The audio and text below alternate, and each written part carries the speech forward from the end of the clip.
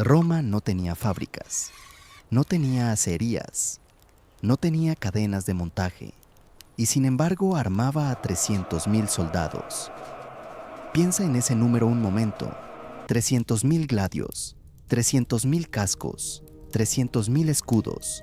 Cada espada necesitaba 2 kilos de hierro trabajado y 8 horas de forja, solo para las espadas de una legión. Más de 43.000 horas de trabajo. Y esto sin contar las lanzas, las armaduras y los clavos de las botas. Un legionario gastaba un par de caligae cada 300 kilómetros y cada par llevaba 89 clavos de hierro. El hierro no podía faltar nunca. La pregunta verdadera no es cuántas armas producía Roma. La pregunta es cómo las producía. Sin industria moderna, sin comunicaciones rápidas, con un ejército que se movía todo el tiempo de una frontera a otra. ¿Quién forjaba esas armas? ¿Dónde? ¿Y cómo hacía este sistema para no colapsar campaña tras campaña durante siglos? La respuesta es un sistema que la mayoría de los libros de historia no explican bien. No porque sea secreto, sino porque está escondido donde nadie busca.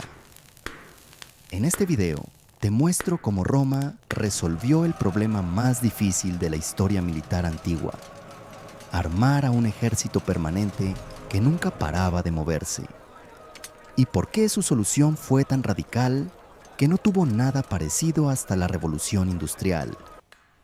Te adelanto una cosa: el secreto no era el hierro, era donde se trabajaba el hierro. Empecemos por el hierro como problema logístico real: números, peso y distancias. Una legión estándar tenía 5.400 infantes. Con la caballería, los auxiliares y el personal técnico, se llegaba fácilmente a 8.000 hombres en campaña. Cada legionario llevaba gladio, pilum, puñal, placas metálicas, hebillas y cinturones reforzados. Solo el gladio pesaba 800 gramos de hierro trabajado. El pilum tenía una punta de hierro de 60 centímetros, diseñada para doblarse al impactar y no poder ser lanzada de nuevo por el enemigo. Una legión en campaña activa consumía entre 30 y 40 toneladas de hierro al año. No al principio de la campaña, sino durante toda ella, porque el hierro se rompía, se perdía y se desgastaba. Una hoja que golpea un escudo enemigo 100 veces ya no es la misma hoja. Un clavo que sujeta la armadura bajo la lluvia durante 6 meses se oxida hasta romperse. El hierro no era equipo, era un consumible. Un ejército romano no se quedaba quieto. Se movía de la Galia a Germania, de Germania a Britania y de vuelta al Rin. No había tiempo para rutas comerciales complicadas ni suministros que llegaran desde el otro lado del imperio. Transportar 40 toneladas de hierro en bruto con la legión era imposible.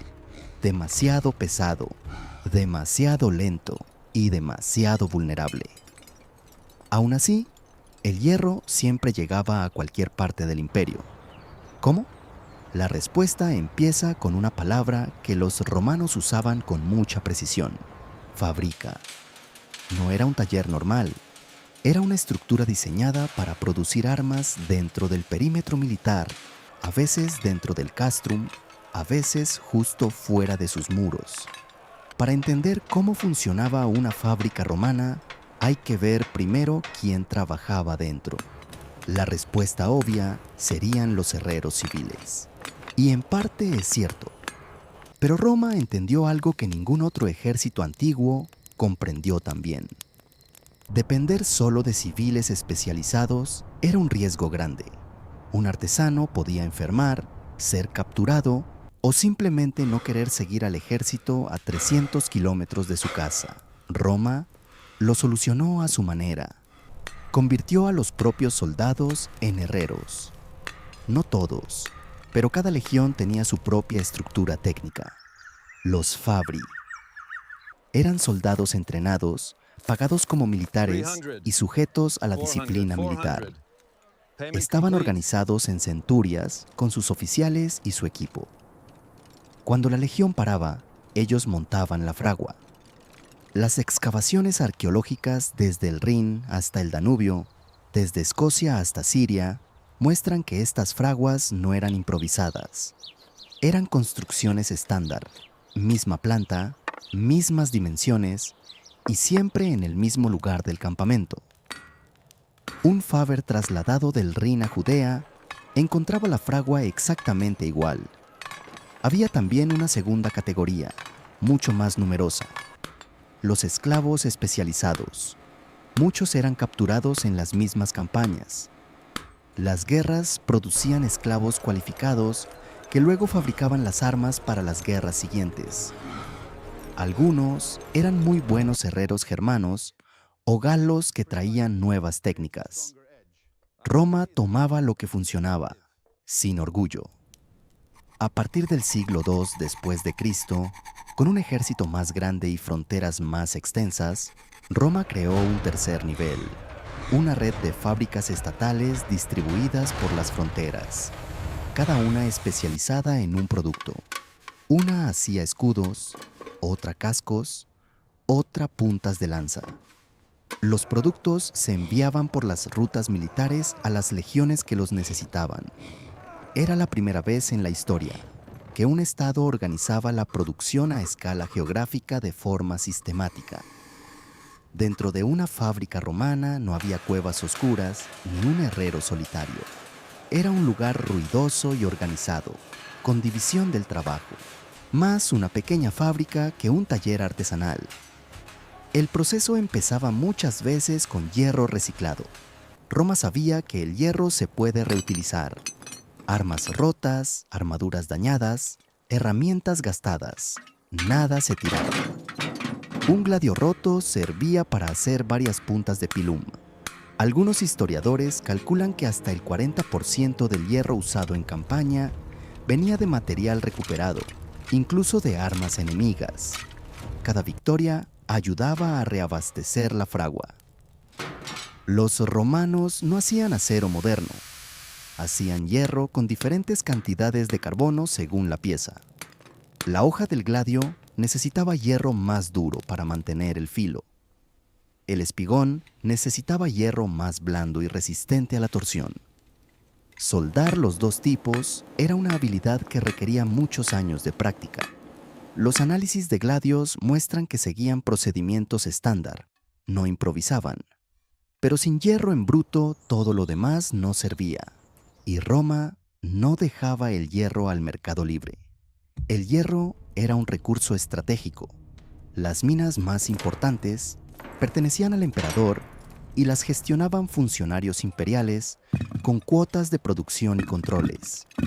El hierro extraído iba directamente al ejército. Las minas estaban bien colocadas.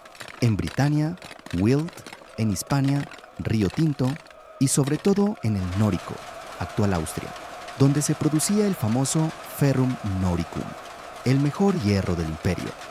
El hierro viajaba en lingotes estándar por las vías romanas en carros militares. Incluso el tamaño de los lingotes estaba calculado para no dañar las carreteras.